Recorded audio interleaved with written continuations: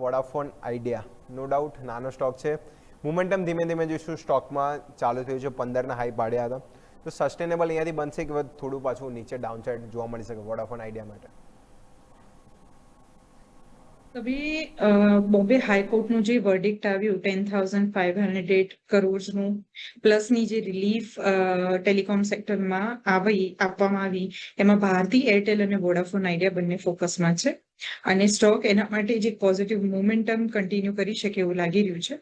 સ્ટોકની અંદર તમે upside moment 15 રૂપિયા અને 80 પૈસા, 16 રૂપિયા અને 50, 16.50 અને એની ઉપર જો સ્ટોક ટકી જાય તો 18 રૂપીસ સુધીની એક અપસાઇડ મુવમેન્ટ એની અંદર જોવા મળી શકે. તો સ્ટોકમાં અત્યારે હાલ વ્યૂ પોઝિટિવ છે. સ્ટોપ લોસ એમની બાઇંગ પ્રાઇસની આસપાસ જ રહેશે, એટલે ટ્રેલિંગ સ્ટોપ લોસ નો અપ્રોચ રાખવો વોડાફોન આઈડિયામાં બેટર રહેશે.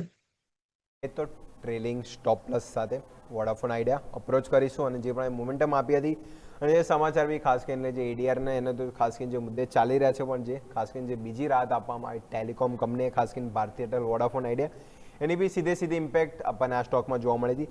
અત્યારે નો ડાઉટ ફિલહાલ 14 રૂપિયા, 14.5 રૂપિયા આજુબાજુ ચાલી રહ્યું છે. 16.50 લેવલ ક્રોસ થાય છે, તો 18 સુધીના ટાર્ગેટ ટ્રેલિંગ એસએલ સાથે હોલ્ડ કરીશું વોડાફોન આઈડિયા.